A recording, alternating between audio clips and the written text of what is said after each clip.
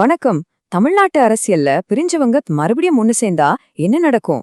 அப்படி ஒரு முக்கியமான அரசியல் ரீயூனியனை பத்தி தான் நாம் இன்னைக்கு பார்க்க போறோம். இது சும்மா ஒரு கூட்டணி மாற்றம் மட்டும் இல்ல, வரப்போற தேர்தல்களோட போக்கே மாத்தக்கூடிய ஒரு இன்ட்ரெஸ்டிங்கான மூவ். இப்போ நம்ம எல்லாருக்கும் மனசுல வர முதல் கேள்வி இதுதான். சில மாசத்துக்கு முன்னாடி ஒரு கூட்டணியை விட்டு வெளியே போன ஒரு கட்சி திடீர்னு எதுக்கு இப்போ அதே கூட்டணிக்குள்ள திரும்பி வரணும்? இந்த யூட்டனுக்கு பின்னாடி இருக்கிற அரசியல் கணக்குகள் தான் என்ன? வாங்க பார்க்கலாம். இதுதான் லேட்டஸ்ட் ஹெட்லைன்.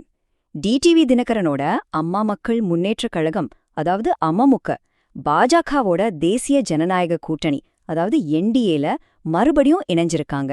இந்த ஒரு விஷயத்தை தான் நாம இப்ப ஆழமா அனலைஸ் பண்ண போறோம். சரி வாங்க, இதோட பின்னணி என்னன்னு முதல்ல பாத்துரலாம். ஏன்னா இந்த கூட்டணியோட கடந்த காலத்தை புரிஞ்சுக்கிட்டாதான் இந்த மறுசந்திப்போட முக்கியத்துவம் என்னன்னு நமக்கு முழுசா புரியும். இங்க ஒரு சுவாரஸ்யமான விஷயம் என்னன்னா, பாருங்க, அவங்க பிரிஞ்சதுக்கு ஒரு காரணம், இப்ப சேர்ந்ததுக்கு ஒரு காரணம்.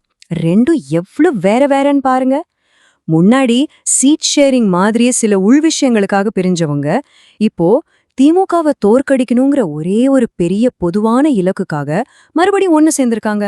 இந்த டைம்லைனை பாத்தீங்கன்னா எவ்ளோ வேகமா எல்லாம் நடந்திருக்குன்னு புரியும். பாருங்க, செப்டம்பர் 2025ல கூட்டணியை விட்டு அமமுக வெளியே போறாங்க. அடுத்து கொஞ்ச மாசத்துல தினகரன் வேற ஆப்ஷன்ஸ் பாக்குறாரு. ஆனா எதுவும் செட் ஆகல. உடனே 2026 ஆரம்பத்துல மறுபடியும் பேச்சுவார்த்தை ஸ்டார்ட் ஆகுது.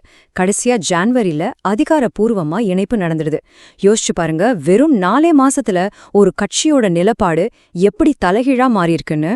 சரி, இந்த இணைப்பு சும்மா நடந்திருக்காது இல்லையா? இதுக்கு பின்னாடி சில முக்கியமான ஆட்கள் இருந்திருக்காங்க.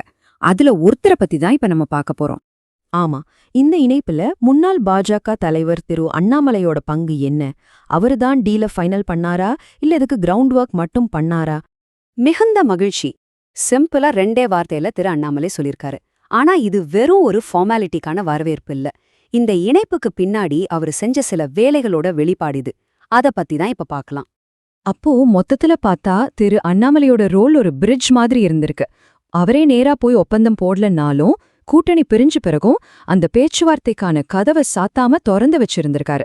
அந்த திறந்த கதவு தான் மத்த சீனியர் லீடர்ஸ் உள்ள வந்து பேசி இந்த மறு இணைப்பை சாத்தியமாக்கியிருக்கு.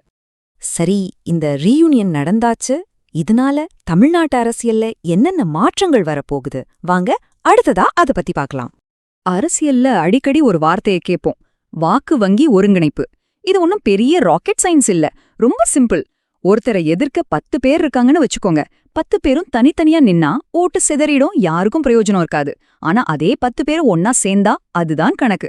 திமுகவுக்கு எதிரான ஓட்டுகளை சிதற விடாம ஒரே இடத்துல கொண்டு வந்து ஜெயிக்கிற வாய்ப்பை அதிகமாக்குறது.